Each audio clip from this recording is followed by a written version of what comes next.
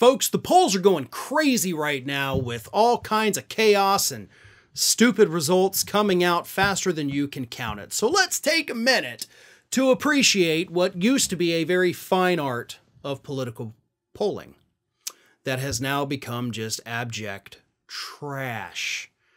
According to the latest polls out there, President Biden, the aggregate polls, President Biden is now once again back on top and he's beating Donald Trump.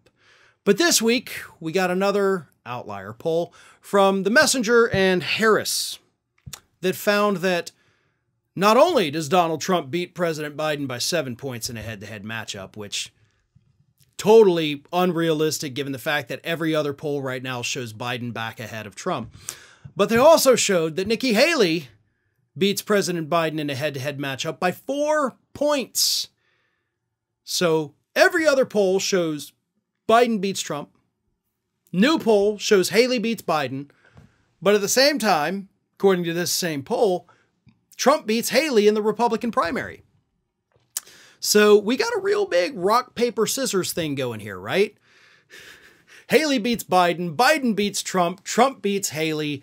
So, you know, if you're looking for a new fun game to play over the holidays, it should be Haley, Biden, Trump, because it is exactly rock, paper, scissors, because everybody beats the thing before it. But what does any of this mean?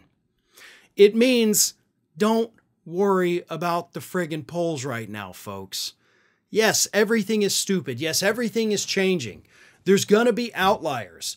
There's going to be weirdness. There's going to be wacky, wild things happening that don't mean a damn thing because the presidential election is roughly a year away. So the big question is, what has happened with polling? Why can we not trust the polls anymore? I mean, the polls were off in 2016, they were off in 2018, off in 2020, 2020, and so on. So is it that we just cannot rely on these polls at all? Kinda. The difference is the way that these pollsters now operate. Now, I've told this story 100 times. I'll tell it 100 more if I have to. When I was in school, getting my degree in political science, one of the courses I had to take was on political polling methods. How you do the polls, the math equations that you use to find the margin of error, how you're supposed to conduct them. There were actually lots of different math equations you have to use because, God, I'm dating myself with this. Back then, polls were conducted via landline telephone.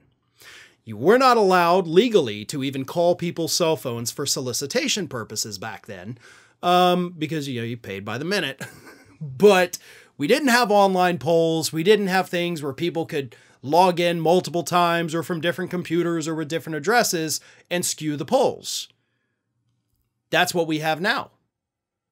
So because fewer and fewer people have landlines, and those who do trend way older and far more conservative, because of that, the traditional polling methods no longer work. But this poll I just mentioned, the Harris Messenger poll, is done online, which is great. That's a great way to reach a lot of people.